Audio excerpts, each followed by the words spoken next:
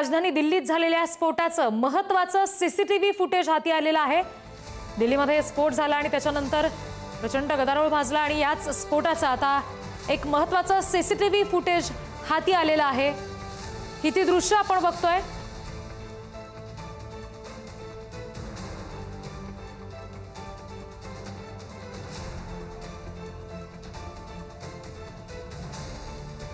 CCTV footage आहे हे दिल्ली स्फोटाचं अत्यंत महत्त्वाचं असं हे सीसीटीव्ही फुटेज आहे आणि स्फोट झालाय ह्याच्यामध्ये आपण स्पष्टपणे पाहू शकतोय।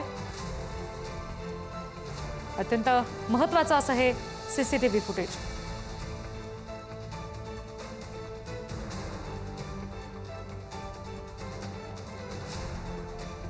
आपण ही दृश्य बघितली दिल्ली स्फोटाचं अत्यंत महत्त्वाचं हे सीसीटीव्ही फुटेज आपण पाहतोय। वर्दळीचा रस्ता लाल किल्ल्याच्या समोरचा आणि त्याच ठिकाणी ही पांढऱ्या रंगाची i20 कार आपल्याला पाहायला मिळते जिचा स्फोट झालेला आहे। प्रचंड आगडोम उसळलेला आहे आपण बघतोय त्याच्यामध्ये।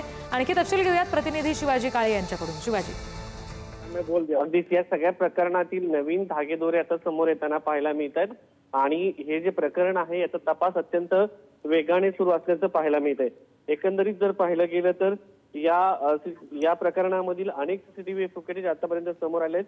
मात्र कारमध्ये ज्या पद्धतीने i20 कारचं या सगळ्या ह्याच्यामध्ये धागेदोरे जोडले जात आहेत त्या दृष्टिकोनातून जर पाहिलं गेलं तर हे फुटेज जे आहे तपासासाठी अत्यंत महत्त्वाचं मानलं जात आहे। तर त्यामुळं या तपासामधून आता आणखी काही धागेदोरे समोर येत आहेत का हे देखील पाहणं महत्त्वाचं असणार आहे। त्यामुळं या फुटेजमध्ये ज्या पद्धतीने माहिती मिळत आहे त्यानुसार पोलिसांना अधिक तपासासाठी मदत होण्याची शक्यता आहे। आणि दुसरी गोष्ट या सगळ्यामध्ये आतापर्यंत मिळालेल्या फुटेज पैकी हे फुटेज अत्यंत स्पष्ट असल्याचं पाहायला मिळतंय। जी, धन्यवाद शिवाजी सगळ्या माहितीसाठी। दिल्ली स्फोटाचा अत्यंत हे महत्त्वाचं सीसीटीव्ही फुटेज हाती आलंय आपण बघतोय। अत्यंत वर्दळीचा हा सगळा भाग आपल्याला पाहायला मिळतोय। चहूबाजूंनी गाड्या आहेत आणि अशातच i20 या कारचा हा स्फोट झालेला आपण बघितला।